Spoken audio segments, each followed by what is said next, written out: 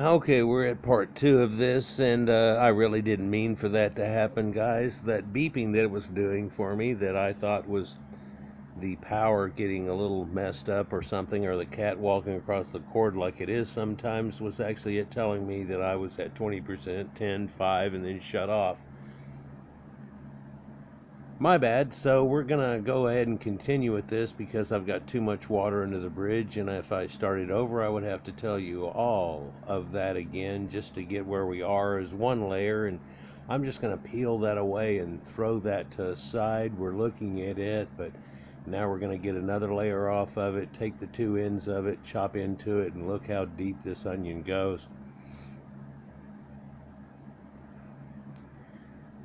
So we were talking about Jesus being up on this hill of skulls that it's talked about, and that's because this was nothing unique for this community or other communities. This quite often esoterically is, of course, because people would understand this idea. This hill of skulls was from around Proto-Indo-Europeans all the way through Europe, all the way through the Middle East, and this idea of these people going through this situation. Even in Egypt, there was a different ritual entirely that was done to the pharaohs, per se, and the nobility versus regular people. But if we trace it back far enough, we can see them, which I've shown you before, attached to people like um, the Canaanites and the proto-Canaanites and people that made masks and so on, and the Jericho people and the Neptunes and what went along with that. In fact, when I first heard the Neptunes, and then there was connections to the people of Jericho that pulled out their front two teeth, and my brother had just gone through this effect, and I wasn't making too much sense of it. And I thought, well, maybe that's because they have no toothpaste, see? And of course, there was all I want for Christmas is my front two teeth, and maybe I got too much gas at the dentist again. Let's continue. So let's talk about sacrifice, because that's what this is. Here is the ultimate sacrifice. In a modern day, somebody might get the Congressional Medal of Honor and things for it, or some high medal. I made a recent video about a man named George and the Chichajima incident. And if you haven't seen it, check it out. But if you're squeamish, I'm going to ask you to steer away right off the bat, because there's a part of it that does get deep and tells you some of the horrors of war, but then it does come to a decent ending. And let's get back to this. This symbology that we all know well has been a different symbol slightly over time, but they all somehow mean the same thing. Dumuzi had died and reborn every year out of a pine or evergreen type tree, and due to that worship of him, they even tell you in the Bible it's a pagan thing these people used to do. They would take the tree inside and they would nail it to the floor and make sure that it wasn't going to go anywhere, and they would decorate it all up and it would last through the winter, and they might put a star of their god up on top. And I'll be damned if that doesn't sound familiar. But that's the Sumerians. And so it makes you wonder, just things like this, how far do they go back? Well, we talked about burial rites and people getting a star. Twinkle, twinkle, little star. How far back that goes. But there's another concept of sacrifice. One of the first and earliest people with writing, of course, and therefore with the knowledge of what goes on with this concept, are again the Sumerians. And what we can see is something that's kind of odd, And especially when you think of these people as, going through drought sometimes and not being able to give up a biscuit. But what goes on? What do? Well, the first of everything goes to the gods. And whenever they make up all the food, at first they were kind of doing nice cuts for gods and all that thing. And then, of course, they were giving it to the priests to give away. And then they found out they were just feeding the priest the prime rib type situation. So they started just burning the offal, which is all the fat and all the leftover stuff for the gods, and really doing something like cremation. But you see, this is a form of sanitation too, because if you just let it sit out there, you're going to just draw, oh my gosh. And you don't want that to happen. So you kind of cremate those remains, but of course they burn and go up to the sky with the smoke. And this is the same thing like cremation of people, which went on for a long, long time, and part of the reason we don't have such a very good record of people to even find, because they had been turned to ashes, or ashes to ashes and dust to dust. We're all made of star stuff.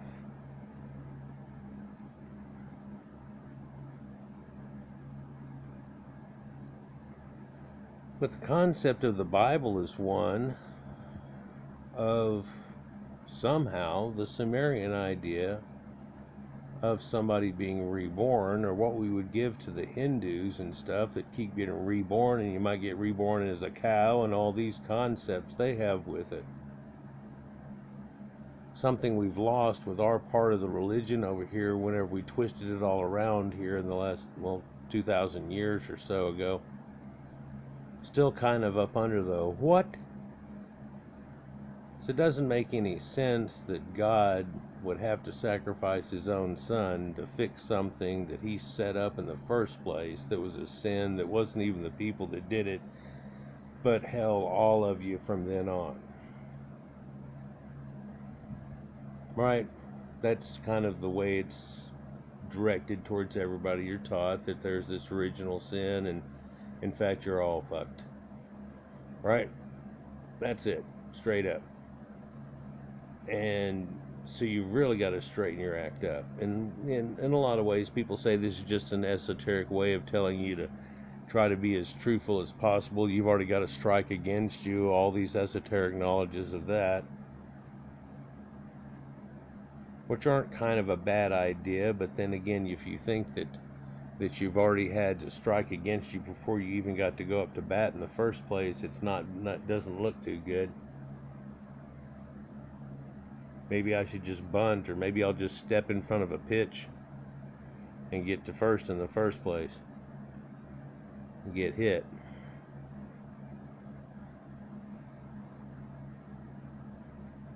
Sacrifice is something that's in the Bible, and a lot of people have noticed it a lot. Whenever you go to church and stuff, they don't mention that, along with a lot of ideas I could go with. But this idea of sacrifice, at first in your Bible, whenever you see it, it talks about bulls being sacrificed. And around about Sinai, all of a sudden bulls are no longer worshipped. Bull bad. Bull goat, bull bad. And what's the idea of that? Well, we're past the time of Taurus and into Aries, because then he starts telling you what to do, and they sacrifice these lambs. And you see the final lamb of God was this man that you're looking at here, right? In the time of Aries, and he heralded in Pisces. And Jesus in the Bible tells you that he's going to be here for an age. And one of the places that he says that, in the Septuagint, it's actually a word that means a zodiacal age, i.e. through Pisces into Aquarius. And there we are now, at the dawning of the age of Aquarius. I grew up with the song, asking what that was all about. They told me about it, and I go, oh wow. So, seems like things happen around that. Wonder what's going to go on. And wow, we've had quite the ride if anybody's been grown up through the 60s till now. But the wildest ride I probably could think of in my lifetime was my grandfather, who saw things go from horse-drawn chariots all the way to people landing in space. People have computers talking around the world and everything. It had to really be a mind bender. So many amazing inventions were brought to us, but that doesn't have much to do with this picture at all. Let me come back down off of that limb. Sorry, climbing down here. Okay, I'm back down here where we were just a minute ago. Hi, and let's go out this idea. Sacrifice. So these things happen, and you look in the Bible, and what we have is a time and a ritual where it seemed that what they were doing was they were finding something called a scapegoat, right? And we still use that term today. It's something that you can blame. It's the scapegoat. And in fact, a lot of times the scapegoat just goes ahead and goes, oh, I'll take the blame this time, right? Where that comes from is people used to have a New Year's thing, and we still have a glimpse of this today, where we have a New Year's resolution where we're going to change one thing and try to stop it. And in ancient times, they used to do these sacrifices, and this is back in the age of Taurus and probably went before, where they would do a sacrifice to the gods. Right?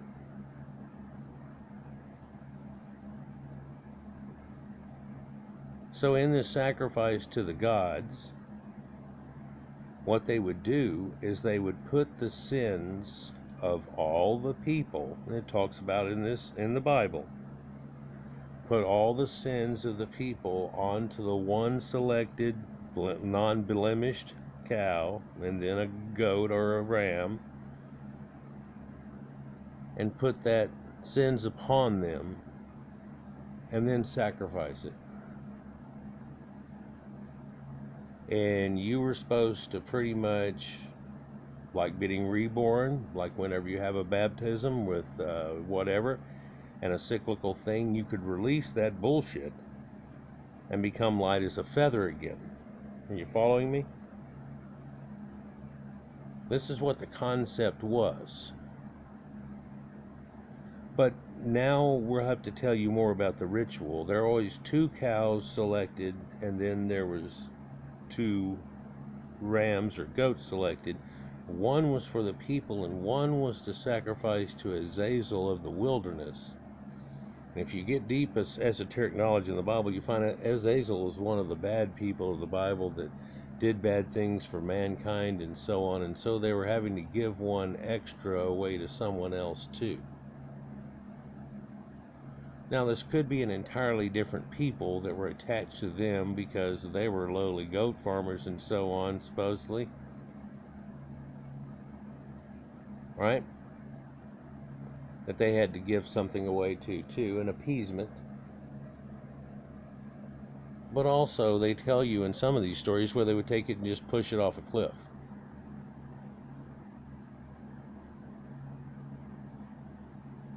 And so this is to appease the animals and the demons of the wilderness, and to leave our place alone because we already gave you something.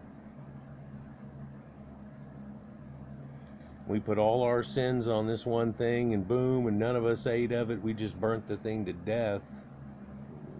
So therefore, where we burnt it to a crisp, to a cremation. And so that was all for God. And he got to take our sins away from us. This is way pre-Jesus, right?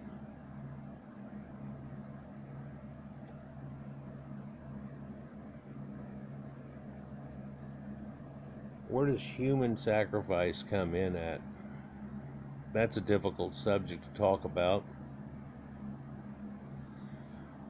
Well, it comes not early as I can find it, although there may have been remnants of things happening, and they might have taken people or thoughts that people have that somebody who was guilty of crimes would go through this ritual and they'd kill them off and da da da.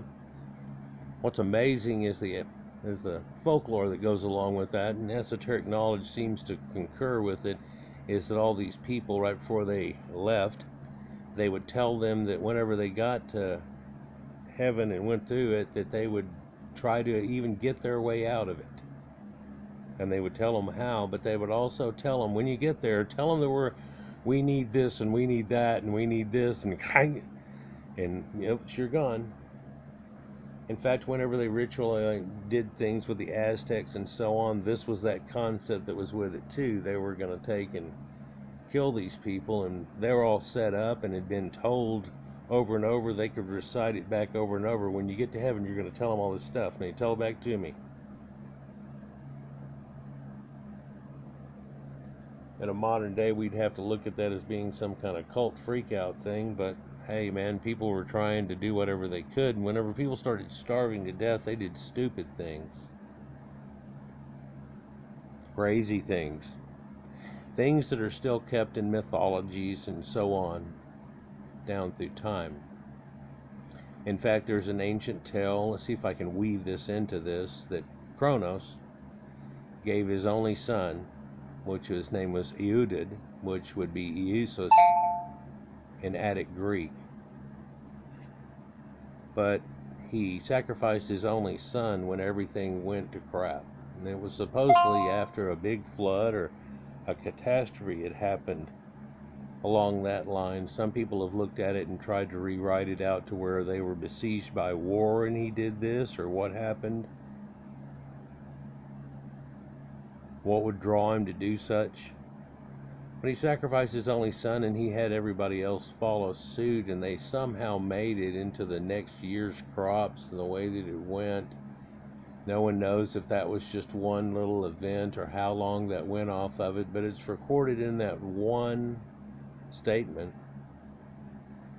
And that's the reason when you see Kronos, you see him eating babies and weird shit like that. It's kind of a strange esoteric knowledge that goes along with it, but this had supposedly actually happened to humanity whenever some great catastrophe had happened. We don't know how old it is, but it's way back in time. In fact, Cronus' name designates it, and a lot of people say this may come back to somebody that was deified from the Younger Dryas, and it saved a lot of people from it, and because of that, he was a savior and so on, and he sacrificed his only son and all this thing. He was turned into a god. And boy, that starts to sound familiar too. Especially when you find out the esoteric knowledge that they tell you of these Phoenicians or Canaanites is that they sacrificed his only son, and they named part of the land after him, and they named it Judea. Now there was no J in ancient times, but Jesus, huh? So who's Jesus? And he was the only son of a god that was sacrificed. And then, strangely, there's this land of Judea, but where's Judea then? They tell you the Phoenicians still tell you they named their first son Eudid, or their only son Eudid to this day, but that was back whenever there were still Phoenicians there and it was still going on. And all that's kind of gone now, along with all the esoteric knowledge that goes along with this concept.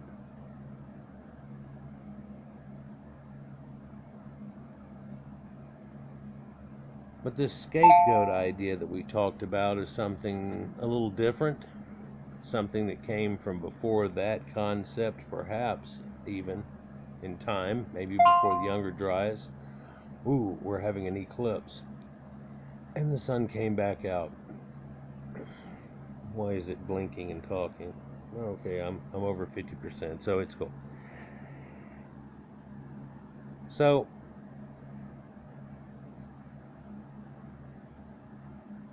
with this idea of a scapegoat, it was taken through the Near East and used in a trial type situation that went along with the same concepts of a year-end ritual and people getting rid of their guilt. And it had to do with the Christmas festival, or the festival of the waning of the year, or the festival around December 25th, where the sun reaches its lowest point in the sky, which is near the sign of the Southern Cross, and then it stays still for 3 days, and then it rises again to save all mankind from the death of winter, because the sun gets back over the northern area here, because we're above the equator in the Tropic of Capricorn, Tropic of Cancer, and that's where the sun wobbles this distant path to. And so it comes back north for us. Oh God, come back to us. Come by Yah, my Lord. And it comes back in a swing forth pattern. And you go, oh, that's the tale of Jesus in 3 days in the whole situation. No, this is the path of the sun every year, and it's a cyclical tale, and this is the same situation.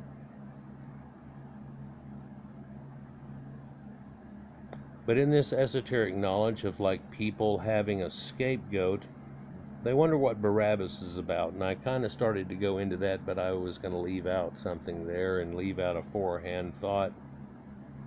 The stars, so now we can talk about Barabbas. He was the thief and all of those things, and people know there's this esoteric knowledge crap about it. And of course, the apologetic idea that Barabbas has they gave you a chance to either save this God who said he was God, but back then if you said you were and you weren't, that was a blasphemy that was worthy of death.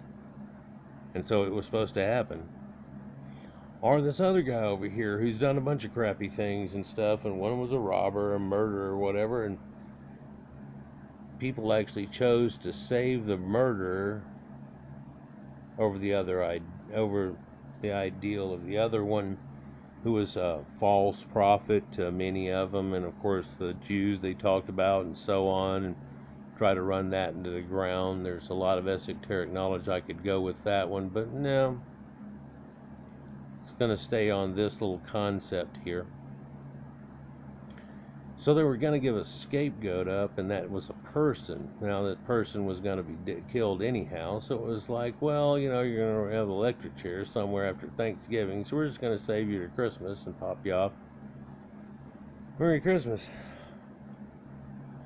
But that's actually what kind of happened back then, because it gave you an idea of straightening your ass up for the whole year that comes around. Sometimes when people did bad things like this, they'd leave them hanging around for a little while and really let the idea sink in. Birds would sit on that post right above his hands there. And just like Conan the Barbarian nailed to a tree, and the tree of woe, which is much like Odin and very many other situations that have to go with this God or this God man, and to make himself a God, he had to go over and above the call of duty. He had to do the thing that other people were scared to do, that wouldn't stand up to. So he ends up becoming the first martyr. In fact, he's so the martyr. In fact, there's Justin Martyr, but he's so the martyr that we can't even recognize it and see the tree for the forest. And we're like, leaves where?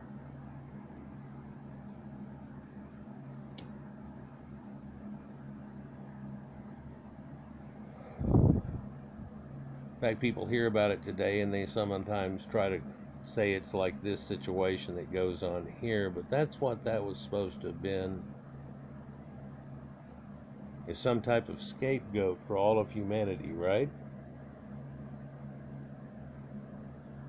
That there was supposed to have been to appease him for our sins and da-da-da and everything, that it wasn't working with animals.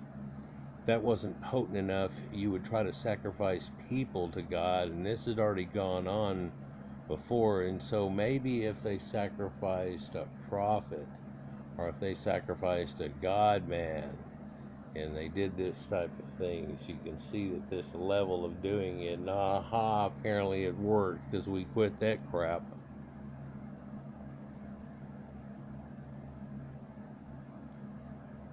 Or did it really ever go on to that level and they just want you to think that it did because that's the knowledge that they try to shove in your face about it?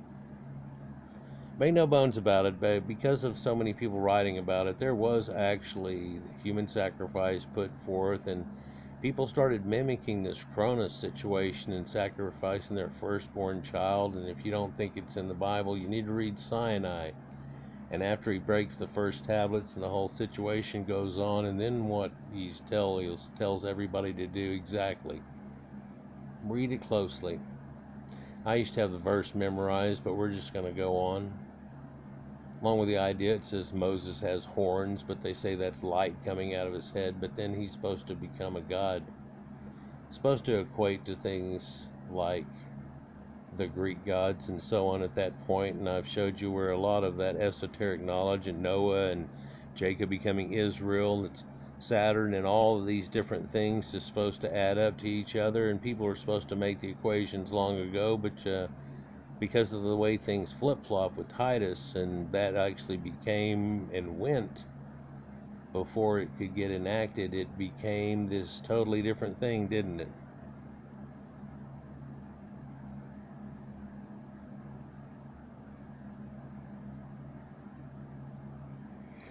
So let's look at another layer of that onion here real quick if we can, and see if I can do this correctly. You see, this, because the people didn't believe him at this time, supposedly, or most didn't, but then some knew, the commoners knew, but the bigwigs couldn't figure it out. No, man, look what happened, or what are we supposed to look at it like, right? But one way or another, you could say that they didn't recognize that they didn't do it or whatever, so they didn't acknowledge it. But of course, in the Bible, it talks about how God definitely did acknowledge it, and this is my son, in this type of situation, and we have now this idea that that's the way that it went on. So I talk about things going full circle quite often, making an echo of itself, and the biggest echo I could show you right now is just like Cronus sacrificed his only son to make everything work out and start up a thing that started off sacrifices being given that got out of hand to where people were being sacrificed and their only children just in the hope of rain happening and shit sometimes. That all got to stop whenever civilization got to a point which the Romans and Greeks first, of course, helped bring to everybody. And whenever it clicked off, it stopped that pretty much like Superman stopping a freight train that was seemingly unstoppable. And it did it fairly quickly, but it took wiping out pretty much the people that were all doing this and fraying them to the ends of the earth, or the remnants of, which involves not just one tribe, but the whole set of lost tribes. We've talked about that and how that works out, but that's not really about all this. But then again, it is, isn't it? See, so the esoteric knowledge there is that people hadn't really done it, but then God had been the one to do this. And that's just like Kronos, echoing that again. But now what we have is God mimicking what the people had did to appease everything and stop the original sin and the whole concept by doing it himself, which just still doesn't make as much sense. But when you do put it together, it makes a whole lot more sense than God killed his own son to make a appeasement for himself.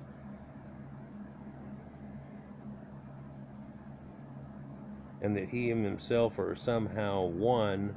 Well, that's the way we looked at it in mythology, so that's the way we took it down, and you have to put it into that because we're trying to go with monotheology. And if we have that, and you know that Asherah is his wife, and then there's this whole pantheon that's really pretty much a recreation of the local Canaanites that used to be there and then dropped, and a different storefront put up in front of it, it would be different. But it's something that we were kind of supposed to figure out about 2,000 years ago, or, well, hopefully before Titus died, actually, but then we find out in actual time this didn't take off or even get written into the way it was done until later, deifying him in the after effect, and supposed to take on his whole Flavian dynasty, which led through Constantine and so on, and then that flopped off, and that's the reason that it never ended or a new chapter was written or anything along that line, because it died off at that point there.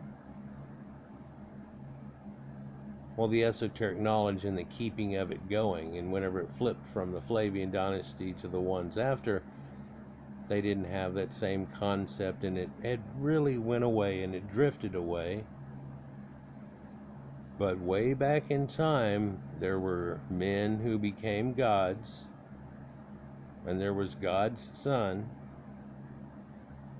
Even in the Bible, it will tell you that Egypt, because of his wickedness, sacrificed his only son by hardening his heart, and then Pharaoh rode through with this creeping death that if you didn't put goat blood around your door, showing that you had done a sacrifice, that you would have the same done to you, regardless, right? Funny how that works out. So now we have something that's full circle, and doesn't that look like a halo? And a circle inside of a circle, and that's mentioned in the Bible a few times, and even in Atlantis. But this concept where man became gods, and through that process did a bunch of wicked things, trying to make it rain and do things that really nowadays we can look back as folly, but it was extremely serious to these people, and they went to the end of their own wits trying to make it work out. And can you imagine? So that's why it's looked down on, but it's still recorded, see, because it happened and it's put into this tale. And so this is kind of the end of that. And whenever we have that end of that, that full circle is the concept that God ends up starting the whole machine over again. Full circle.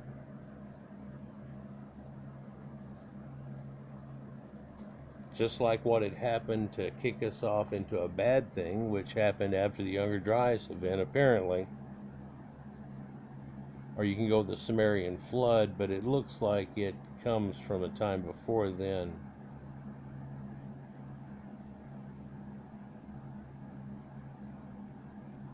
And then the things that had happened from that it talks about in the Bible all the way through, and the appeasement we'd have to have if we did all these things, which really can't be appeased or put to one people, as I've said before. But then again, if you look at the people as a group, you could say, well, yeah. And we try to distance ourselves from it because we don't want to have this barbaric type past or anything like that in one breath. In another, we have to embrace it in some way. So a lot of things are kept in mythologies, and hopefully I express and show you where a few of those come from and ideas and concepts come from.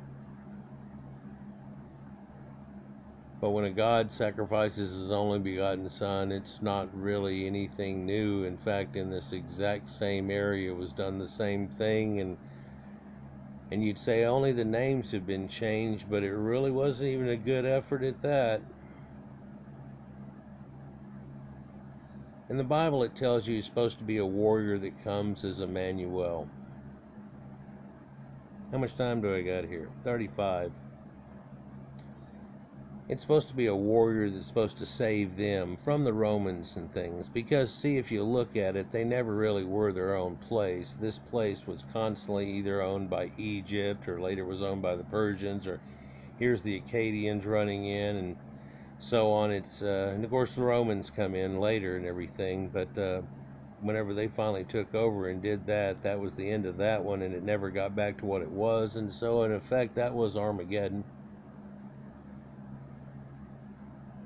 Let me see if I can end with a firework, because I got 10 minutes.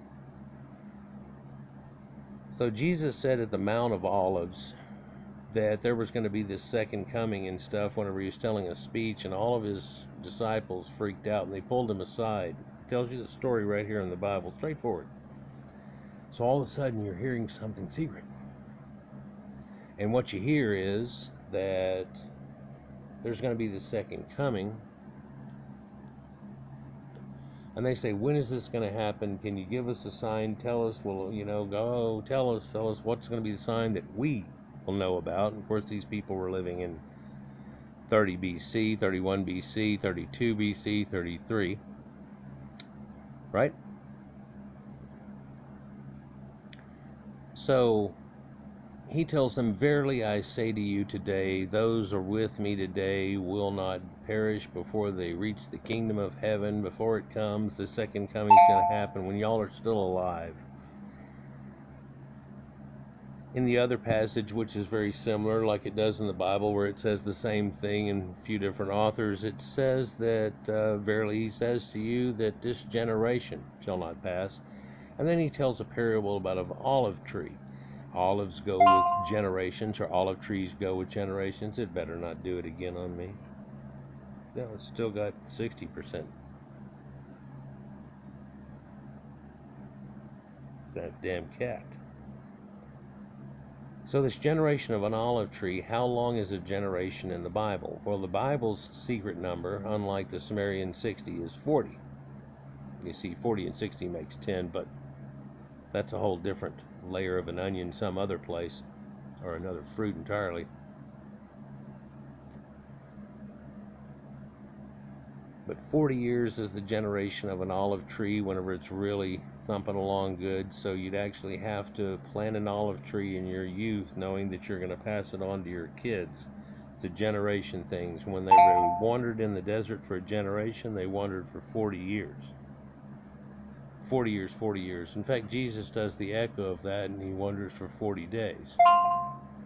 All of these things follow suit in Jesus' tales, and then he kicks it in at Galilee, and then whenever that happens, that's the idea where he starts following Titus's campaign.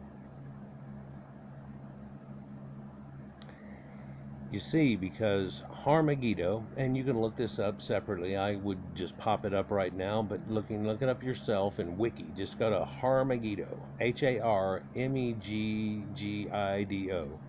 or you can look up Megiddo, and it'll tell you one of the names for it is that you might be more familiar with is the Greek name, Armageddon, because this battle that had happened there and in 73 AD.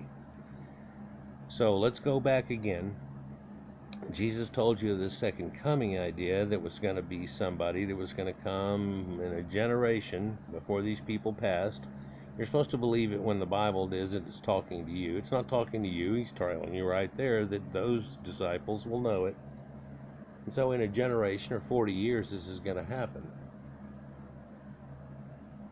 Now this is round about Passover, right? If we remember him riding in with a donkey and stuff, this tells you that donkeys are available then, and this is supposed to be that magic donkey that his parents had rode in with Joseph and stuff, but also that same magic donkey that Abraham rode in. In fact, it's a donkey in the sky. It's so magical, and just like people, it got written into the skies.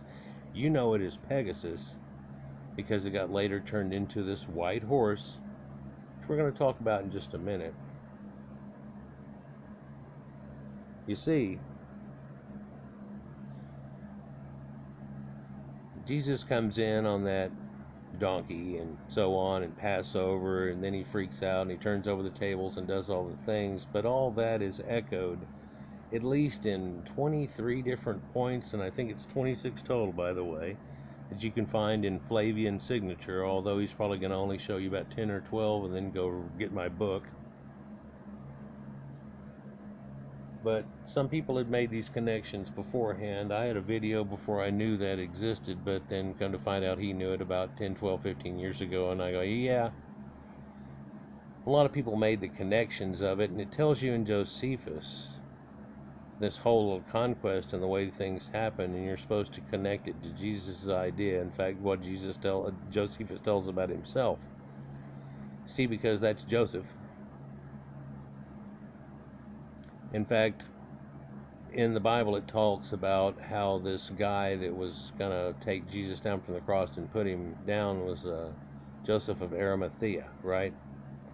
Well, there never was a place called Arimathea, but Josephus' name is Joseph Bar Matthias because his father's name was Matthias, or Matthew, by the way. And so there's just another Joseph there, isn't it? But then that's the same character. So there's another knowing of it. Hitting 41 minutes. Let's see if I can finish off this Armageddon idea here so you can believe in it a little bit more. So Jesus said 40 years is going to happen, a generation, those here will not pass before it happens. And then inside of their lifetime, it happened. Armageddon happened.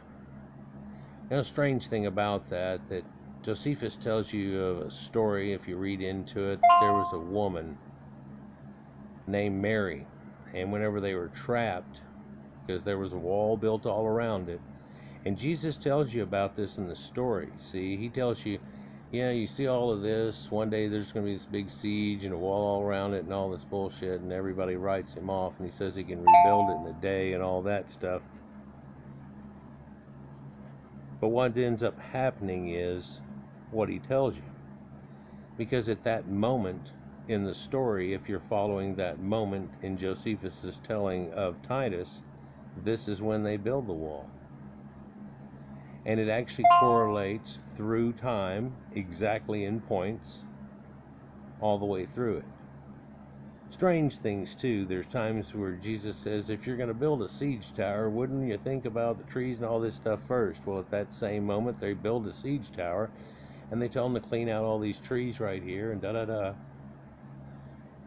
It's amazing how it just keeps going through it. It starts off in Galilee whenever Jesus calms the water, and he's supposed to be pretending to be King Neptune or Poseidon, as in the city of Sidon right near it there, and he does a miraculous tale where he walks on water and then calms the seas like King Neptune would.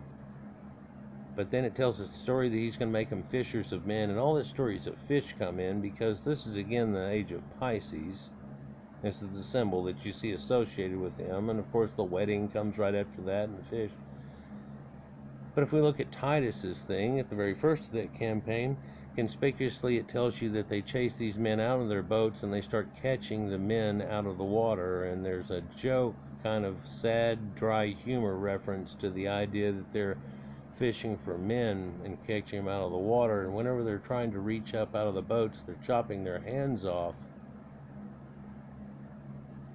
but still later fishing them up out of the water. And it goes on, especially where Jesus is supposed to spit on somebody and heal him and do all those things.